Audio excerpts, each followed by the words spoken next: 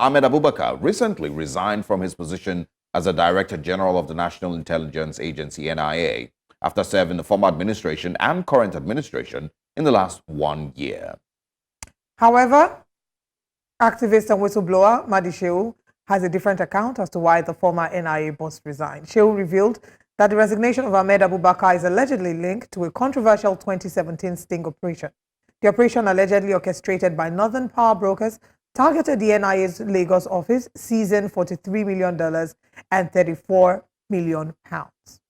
Now, Shehu also claims the operation was designed to create a vacancy for Abubakar's appointment as DG to replace former DG Ambassador Oke Ayodele.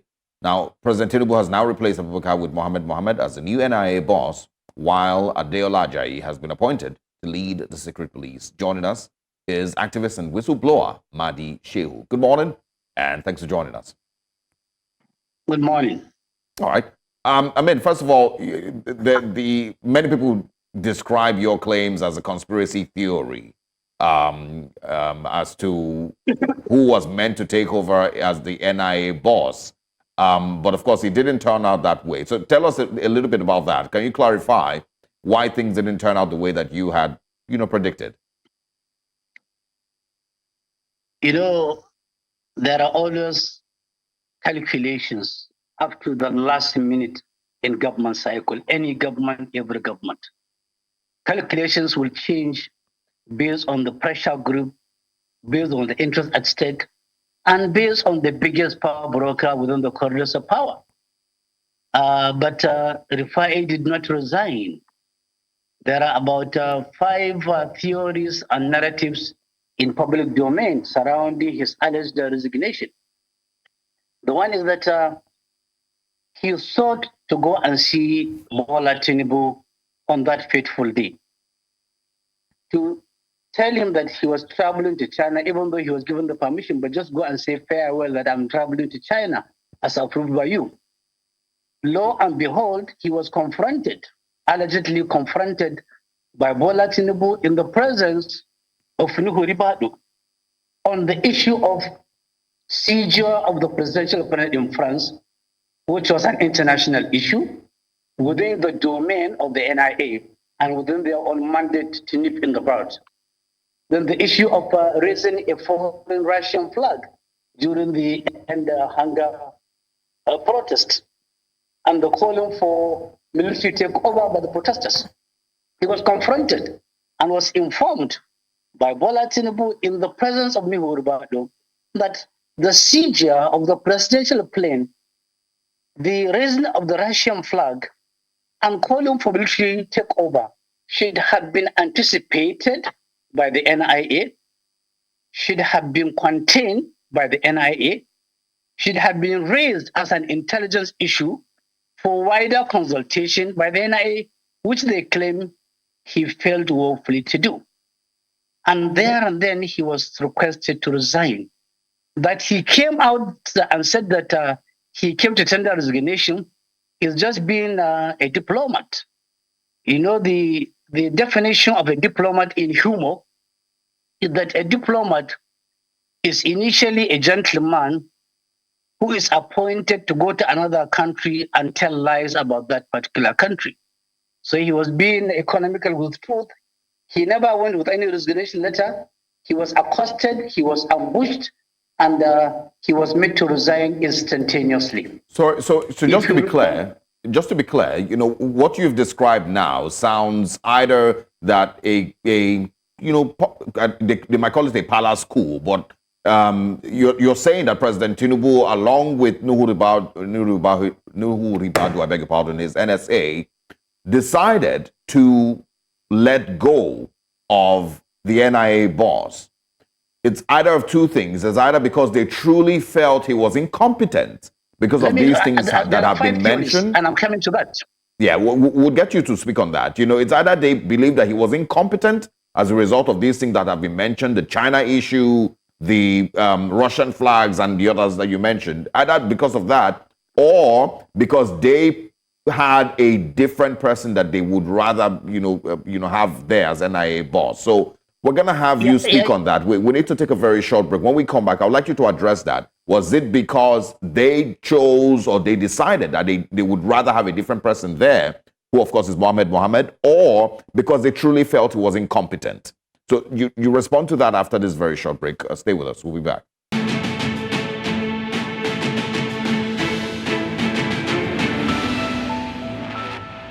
Welcome back. Of course, we're still having conversations this morning on the recent resignation of the NIA and DSS bosses, and of course their replacement.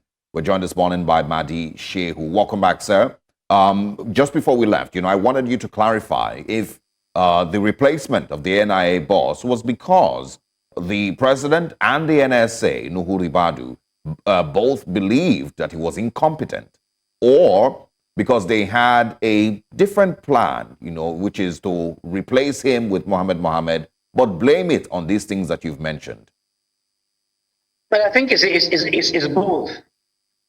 Because the seizure of the plane, the raising of the flag, calling for military takeover that could not be anticipated, marks of incompetency. So if they charge him of being incompetent, they are right. But they could also hide behind that incompetency to bring in a waiting candidate. So it could be both. It could be that they had a candidate, a preferred candidate, a candidate within the corridors of power who is even alleged to be an in-law to somebody within the villa. So it could be that. It could be the utter incompetence displayed by Ahmed Faid. But let me continue by telling you that also circumstances surrounding his appointment by Buhari in 2017 could be the ghost that is chasing him. The ghost of Ayodele, who was roped into an allegation and who was cleared from that allegation and who was supposed to be taken back to that seat. That ghost is chasing him. Also a director, Dauda, who was forcefully removed by the Rufai upon appointment, has been fighting, and also the court says, take back Dauda back to his own position as a director. So these two combined ghosts might be chasing Ahmed Rufai up to the point of the last day of his appointment. The third theory is the relationship between Nuhu Ribadu and Ahmed Rufai. It is being reported that there is a complete disconnect, a complete love lost between Ahmed Rufai and Nuhu Ribadu, especially on the best approach to adopt in fighting banditry, kidnapping, and other high-profile crimes. While Rufai is not a member of the intelligence community, they have always seen him as an outsider because beside his ambassadorial experiences and the appointment by Buhari as SSA, he really is not an intelligence community community person. He doesn't belong to the community of the intelligence community. Therefore, they see him always as a civilian with a civilian approach and attitude to security, while they are seeing themselves as professional security. Therefore, they are always at loggerheads. It is being alleged that they are always at loggerheads with Nuhu Ribadu. And Nuhu Ribadu, being the person supervising him, could not swallow the attitude of Rufai, and therefore might have reported the issues to the president and might have suggested to the president that do away with him. He is not contributing in any way. That could be another theory. The third theory is that he fell into the trap of politicians. Like the military. Military will always side their own, good or bad. Politicians will always side their own, good or bad. Bola Tinubu is a politician. Ribadu is a politician. Ahmed Rufai is a bloody civilian. He doesn't know anything about politics. Therefore, if there is any disconnect, misunderstanding, in-house fighting between himself and Ribadu, whether Ribadu is right or not, Tinubu will take side with Ribadu. That is politicians for you. And of course, the final one, the theory, is that we from Katina State feel it is nemesis that came to play Rufai. Here is somebody who has been in the corridors of power. Within the security architecture, even if incompetent, he watched for the last 7 years, Kaduna State was decimated to ground zero. 23 local governments are completely under bandits.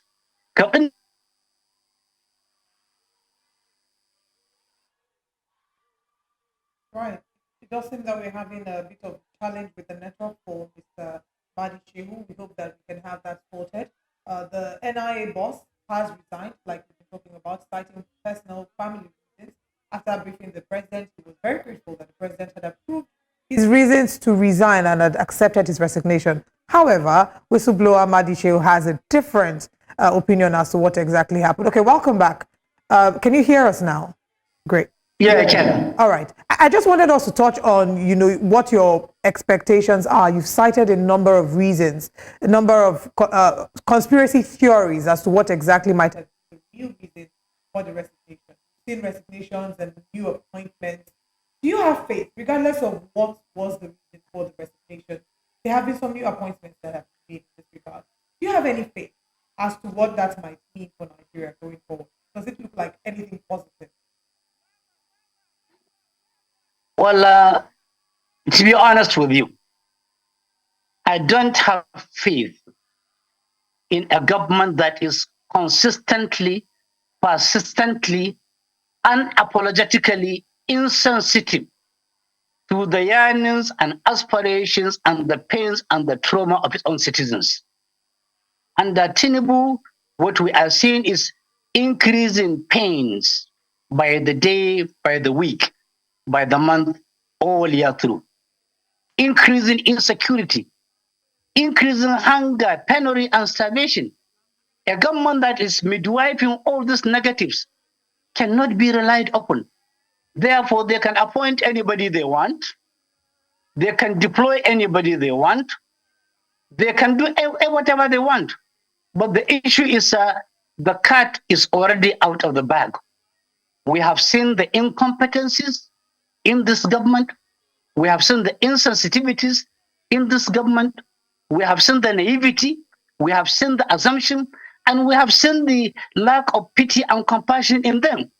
A government lacking in pity and compassion cannot be a government that you can rely upon. Therefore, confidence, I don't have. Trust, I don't have. Composure, I don't have. Expectations, I don't have. What we seem to be going through in Nigeria today is with the advent of Tinubu, everybody is on his own. Everybody is for himself. God for us all. Survival of the fittest.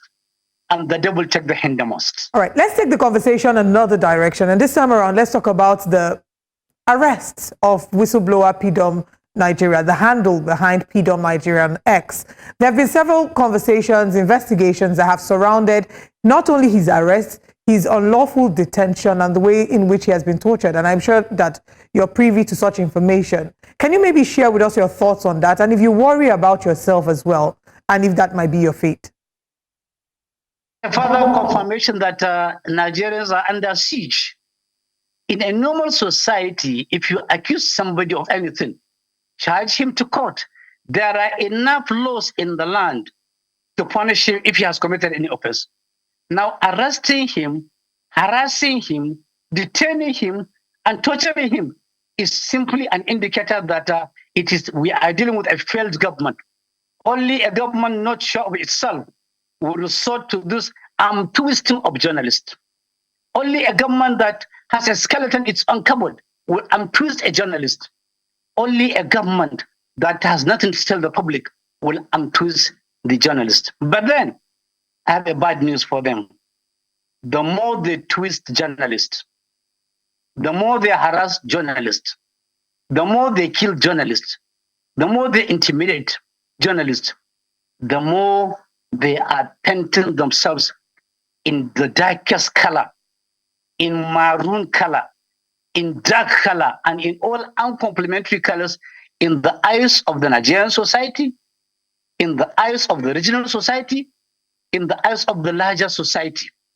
And if they could go through down memory lane, they will realize that it is an indication that their end is coming. Because the moment you resort to all this harakiri, to all this violent arrest, to all this torture, it means you are totally disconnected from the reality on ground.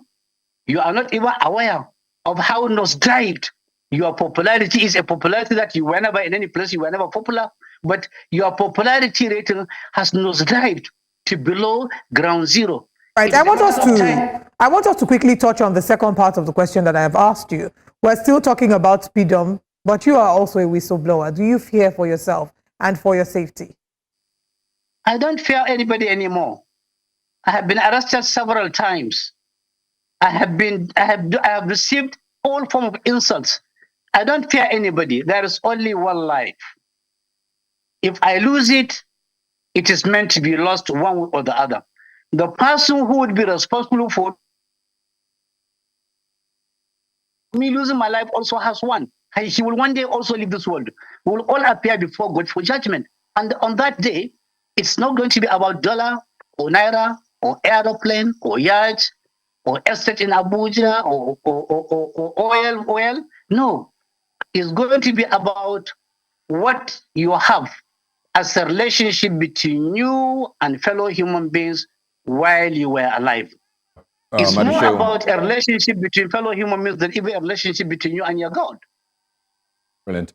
I also want you to speak a little bit on the issues between the Shiites and the police in the Federal Capital Territory. Every time that they go on their religious walks, unfortunately, there's always some clash or the other. It's happened so many times. Of course, another one happened a couple of days ago, led to the reported killing of 2 police officers and, injuries to others. So quickly share your thoughts on how the Tinubu administration, Bola Tinubu administration, must handle the issues concerning the Shiites. The only way to handle is to realize that people have legitimate constitutional right to protest. And these protesters were unarmed. You recall that during Nasser El-Rufai's tenure in Kaduna State, same Shiites who were doing the same procession, thousands of them were killed. They were unarmed. If you are talking of killing 2 policemen now, nobody is talking about killing of the Shiites way back during Nasser El-Rufai's that were killed in thousands and were buried in mass graves. The rights of the citizens the rights are more important than anything. If you refuse them right, they will try to get that right by all means. If you force people out of the cycle of their own right, they will fall back on you. The issue of Shiites is not about killing them. It's about negotiating with them or about giving them their own rights. People are protesting all over the country, all over the world. Protest is legitimate. Protest is legal. But to prevent people from protesting, you are giving them no option but the option of violence. How things turn out, I've also pretty much said the same thing, that there has to be a different approach towards handling the issues, with the Shiites. What can you tell us about the new appointments, Mohammed Mohammed at the NIA, and of course, the new appointment at the DSS as well?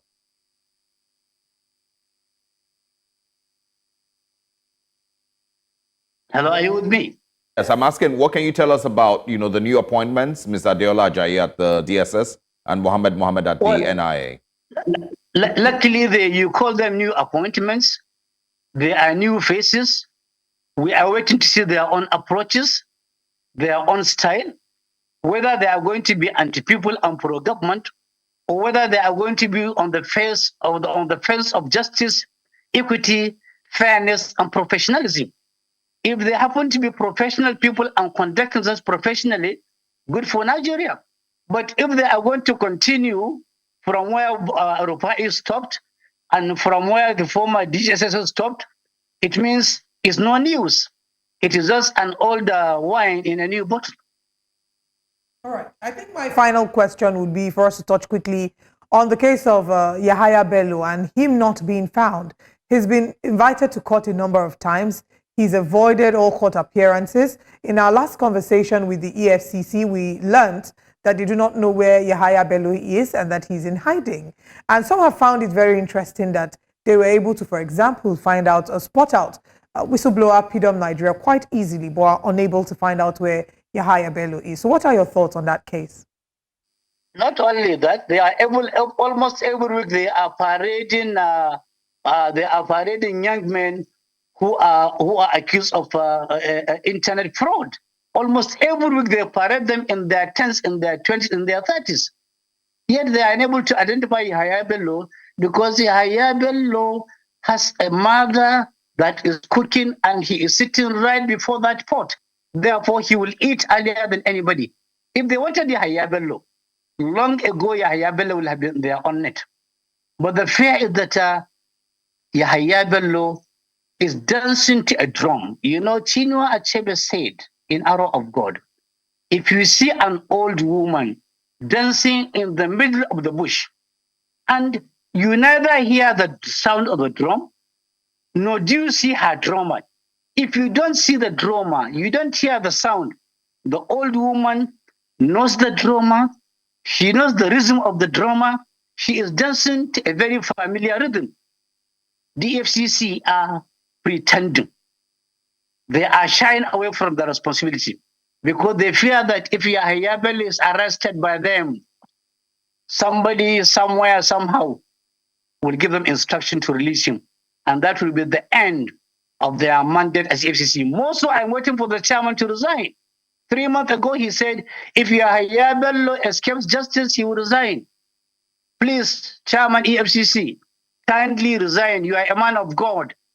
If you speak, we expect you to keep to your own promises. You promised to resign. Kindly resign because Yahaya Bello has escaped justice for now and for a long time to come. Don't be surprised he will come back to replace Ganduje as the chairman of APC. Don't be surprised. Anything is possible under Nigeria. Anything is possible under APC, and anything is possible with politicians. We look forward to having you again. And we know that, unfortunately, we're not going to have you again with pleasant stories because that's what the reality has become. But thank you for your time with us. All right.